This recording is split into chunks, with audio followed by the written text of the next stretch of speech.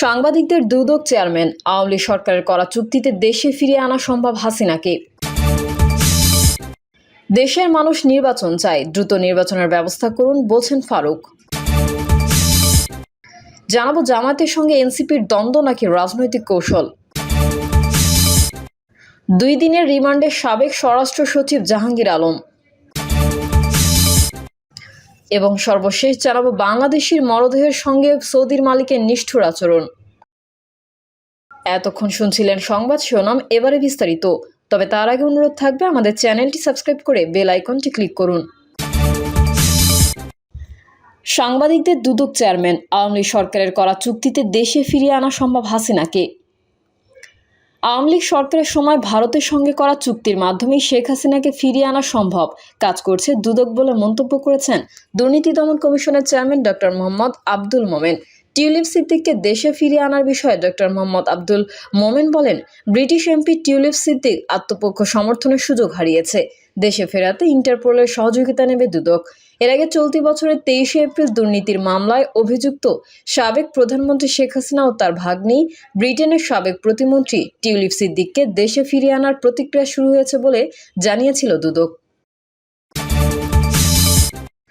দেশের মানুষ নির্বাচন চায়, দ্রুত নির্বাচনের ব্যবস্থা করুন বলছেন ফারুক। সরকারকে উদ্দেশ্য করে বিএনপি চেয়ারপারসনের উপদেষ্টা জয়নুল আবদিন ফারুক বলেছেন, আপনাদের অনুরোধ করব, মানুষের ভাষা বুঝুন। দেশের মানুষ নির্বাচন চায়, দ্রুত নির্বাচনের ব্যবস্থা করুন। আওয়ামী লীগের যেসব দোসররা নির্বাচন পিছিয়ে দেওয়ার ষড়যন্ত্র করছে তাদের চিহ্নিত করুন। জয়নুল আবদিন ফারুক বলেন, আপনার বিরুদ্ধে আমরা আন্দোলন করতে যাব কেন?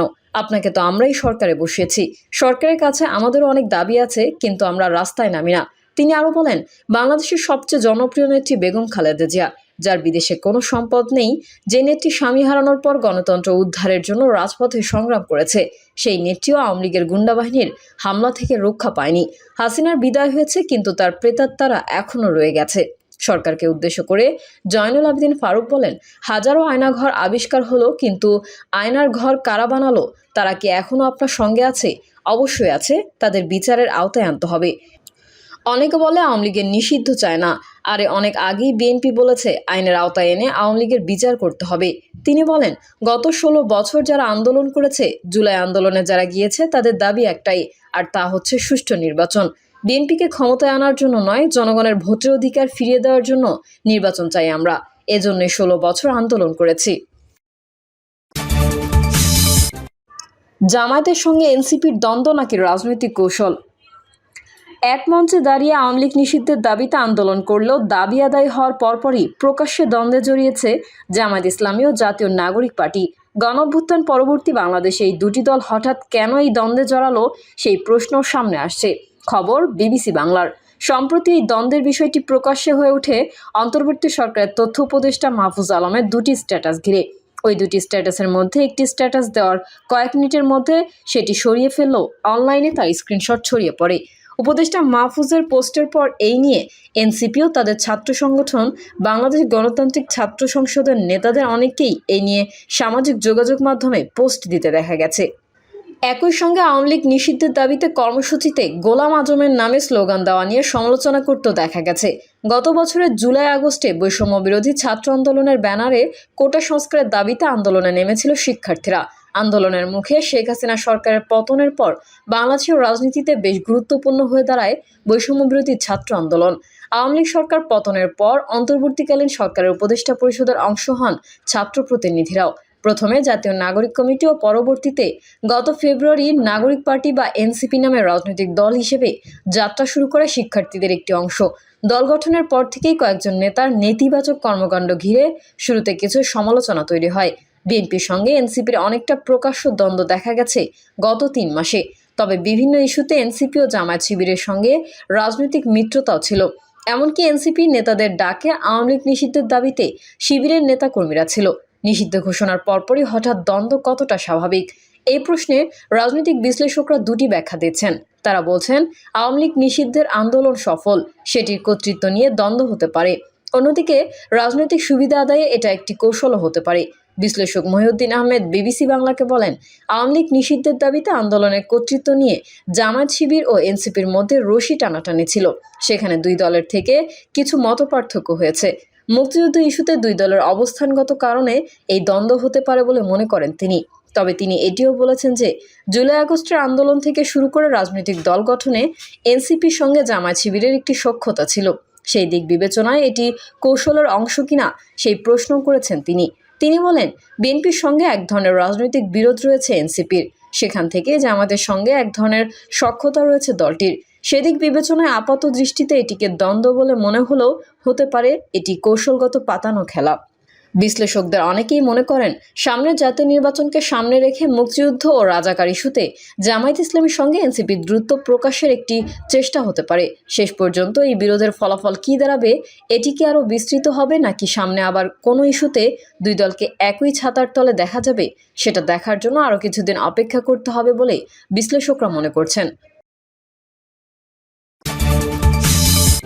2 দিনের রিমান্ডে সাবেক স্বরাষ্ট্র সচিব জাহাঙ্গীর আলম। বৈষম্য বিরোধী আন্দোলনের রাজধানীর বংশাল থানার শেখ মেহেদী হাসান জুনায়েদ হত্যা মামলায় সাবেক স্বরাষ্ট্র সচিব জাহাঙ্গীর আলমের 2 দিনের রিমান্ড মঞ্জুর করেছেন আদালত। বুধবার ঢাকার মেট্রোপলিটন ম্যাজিস্ট্রেট মোহাম্মদ মিনহাজুর রহমানের আদালত শুনানি শেষে এই আদেশ দেন। আজ তাকে আদালতে হাজির করে 5 দিনের রিমান্ড চেয়ে আবেদন করেন মামলার তদন্তকারী কর্মকর্তা। এ সময় আসামিপক্ষে তার আইনজীবী ফারজানা ইয়াসমিন রাখি রিমান্ড বাতিল ও জামিন চেয়ে আবেদন করেন। অন্যদিকে রাষ্ট্রপক্ষ জামিনের বিরোধিতা করেন। উভয় পক্ষের শুনানি শেষে আদালত জামিন নামঞ্জুর করে রিমান্ডের আদেশ দেন। এর আগে গত 12 এপ্রিল এই মামলায় তার 5 দিনের রিমান্ড চেয়ে আবেদন করে পুলিশ ব্যুরো অফ ইনভেস্টিগেশনের পরিদর্শক তাপস চন্দ্র পণ্ডিত। ওই দিন আদালত আসামির উপস্থিতিতে শুনানির জন্য 14 মে দিন ধার্য করেন। গত 1 অক্টোবর জাহাঙ্গীর আলম গ্রেফতার হন। এরপর থেকে তিনি কারাগারে আটক রয়েছেন। মামলা সূত্রে জানা গেছে, বৈষম্য বিরোধী আন্দোলন চলাকালে গত বছরের 5 আগস্ট শেখ মেহেদী হাসান জুনায়েদ একটি মিছিলে অংশগ্রহণ করেন। ওই দিন national institute of burn and plastic surgery এলাকায় ছাত্র জনতার ওপর আসামিরা গুলিবর্ষণ শুরু করেন। আসামিদের ছোড়া বুলেটে ঘটনাস্থলে ভুক্তভোগী শেখ মেহেদী হাসান জুনায়েদের মাথায় গুলি লাগে। পরে তাকে sir Salimullah medical college Mitford হাসপাতাল নিয়ে যাওয়ার পর কর্তব্যরত চিকিৎসক মৃত ঘোষণা করেন। এ ঘটনায় গত 5 সেপ্টেম্বর বংশাল থানায় হত্যা মামলা হয়। বাংলাদেশের মরদেহের সঙ্গে সৌদির মালিকের নিষ্ঠুর আচরণ। সৌদি আরবে কাজ করতে গিয়ে প্রাণ হারাচ্ছেন বাংলাদেশ, ভারত ও নেপালীয়রা। তবে চাইলে এসব মৃত্যু হয়তো এড়ানো যেত, কিন্তু সৌদির মালিক ও চাকরিদাতাদের খামখেয়ালিতে ঝরে যাচ্ছে এসব প্রাণ। বিশেষ করে বিদ্যুতায়িত হয়ে সড়ক দুর্ঘটনায় এবং উঁচু স্থান থেকে পড়ে এসব মৃত্যু হচ্ছে। তারা এসব মানুষের মৃত্যুর বিস্তারিত তদন্ত করেছে। সেখানে এসব মৃত্যুর পেছনে অবহেলা পাওয়া গেছে। এর মধ্যে এক বাংলাদেশির মৃত্যু সম্পর্কে আলাদাভাবে জানিয়েছে হিউম্যান রাইটস ওয়াচ। সংস্থাটি বলেছে, কর্মক্ষেত্রে এক বাংলাদেশি বিদ্যুতায়িত হয়ে মৃত্যুবরণ করেন, কিন্তু তার সৌদি মালিক, যার প্রতিষ্ঠানে তিনি কাজ করতেন, সেই মালিক তার মরদেহ আটকে রেখেছিলেন। তিনি ওই বাংলাদেশি পরিবারকে বলেছিলেন, যদি তার মরদেহ নিজ বাড়িতে নিয়ে দাফন করা হয়, শুধুমাত্র তখনই তাদের ক্ষতিপূরণ দেবেন তিনি। হিউম্যান রাইটস ওয়াচ জানিয়েছে, যেসব প্রবাসী মারা গেছেন তাদের মৃত্যুর কারণ নিয়েও ভুল তথ্য দিয়েছে সৌদির মালিকরা। তারা মৃত্যুর কারণ তদন্ত করতে দেননি। এতে করে পরিবারগুলো সৌদির আইন অনুযায়ী যে ক্ষতিপূরণ পেত সেটি থেকে বঞ্চিত হয়েছে। এছাড়া প্রিয়জন সৌদিতে কাজ করতে গিয়ে কিভাবে মারা গেল সেটিও এসব পরিবার জানতে পারেননি। সৌদি সরকার থেকে আত্মীয়ের মৃত্যুর ক্ষতিপূরণ পেতে তাদের 15 বছর অপেক্ষা করতে হয়েছে।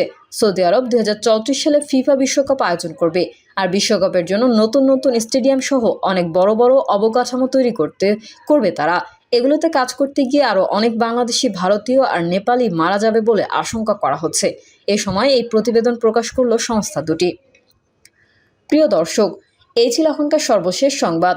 আপডেট সংবাদ পেতে চ্যানেলটি সাবস্ক্রাইব করে বেল আইকনটি ক্লিক করুন।